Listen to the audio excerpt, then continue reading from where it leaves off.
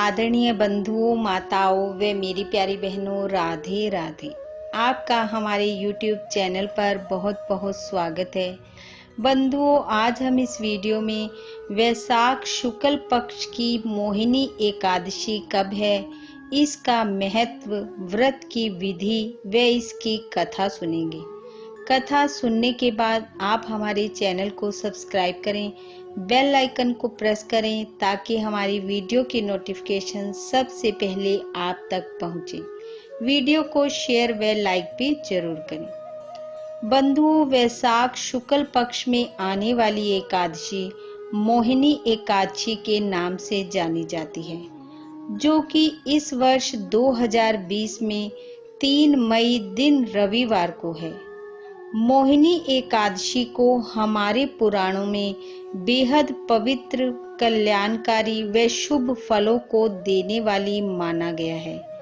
इस एकादशी के व्रत के प्रभाव से मनुष्य मोह माया से ऊपर उठकर मोक्ष को प्राप्त करता है तथा घर में सुख समृद्धि का वास होता है। मान्यता के अनुसार वैशाख शुक्ल पक्ष की एकादशी के दिन ही भगवान विष्णु ने मोहिनी रूप धारण कर असुरों को मोह पाश में बांध लिया था और समुद्र मंथन से निकले अमृत का पान देवताओं को करवा दिया था।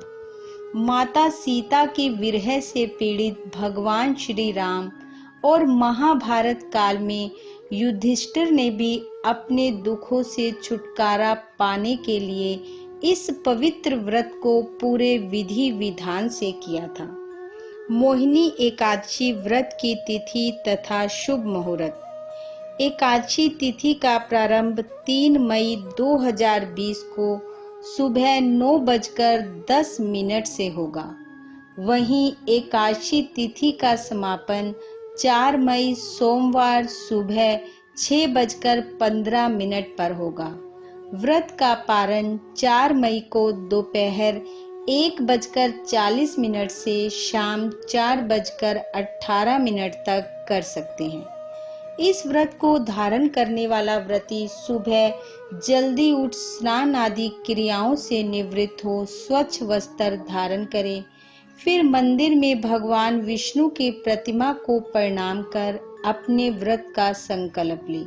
घी का दीपक प्रतिमा के सामने प्रज्वलित करे, पंचामृत से भगवान को स्नान करा, रोली मोली गुड़ फल फूल से भगवान की पूजा करे, धूप दीप से आरती करे, फिर भगवान सूर्य को जल अर्पित करे, एकादशी की कथा सुने और सुनाए, अधिक से अधिक समय हरि कीर्तन में बिताए, संध्या के समय फलाहार ले, रात को भगवान की प्रतिमा के समीप भजन कीर्तन करे, अगले दिन व्रत का पारण कर ब्राह्मण को भोजन करा, यथाशक्ति दक्षिणा दे।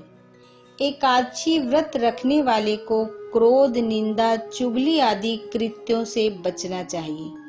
आइए अब सुनते हैं मोहिनी एकादशी व्रत कथा। पौराणिक कथा के अनुसार प्राचीन समय में भद्रावती नामक नगर में धुतिमान नाम का राजा राज्य करता था। राजा बहुत ही धर्मात्मा, पुण्य आत्मा तथा प्रजा की रक्षा करने वाला था। राज्य में प्रजा भी धार्मिक कार्यों में बढ़ चढ़कर भाग लिया करती थी। उसके राज्य में धनपाल नाम का एक वैश्य रहता था, जो कि भगवान विष्णु का परम भक्त और पुण्यकारी सेठ था। भगवान विष्णु की कृपा से सेठ के 5 पुत्र थे, जिनके नाम सुमान, धुतिमान, मेधावी, सुकृत और धृष्ट बुद्धि थे। उसका सबसे छोटा पुत्र धृष्ट बुद्धि अपने नाम की तरह ही धृष्ट था। कोई भी ऐसा बुरा कार्य नहीं था जो उसने ना किया हो, जबकि बाकी चारों पुत्र अपने पिता की तरह नेक थे।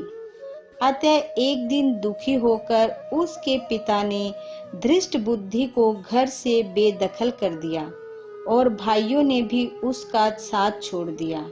धृष्ट बुद्धि, जो अब तक पिता और भाइयों की मेहनत पर ऐश करता था, अब वह दर दर की ठोकरें खाने लगा। उसकी हालत ऐसी हो गई कि अब वह भोजन के लिए भी तरसने लगा और भूखा प्यासा एक स्थान से दूसरे स्थान पर भटकता रहता।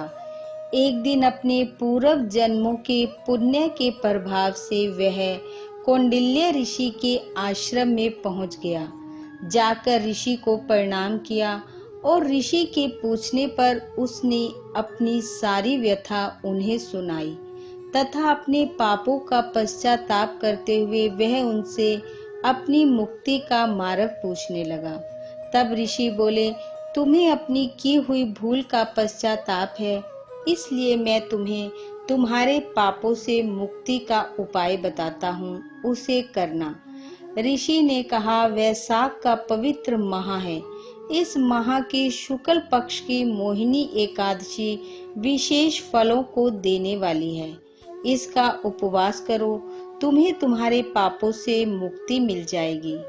तब उसने ऋषि द्वारा बताई विधि के अनुसार वैशाख शुक्ल एकादशी अर्थात मोहिनी एकादशी का व्रत किया, जिसे करने से उसके सब पाप दूर हुए तथा वह दिव्य शरीर धारण कर गरुड़ के ऊपर बैठकर विष्णु लोक को गया। बोलो विष्णु भगवान की जय। इसी के साथ आप सबका बहुत बहुत धन्यवाद। राधे राधे।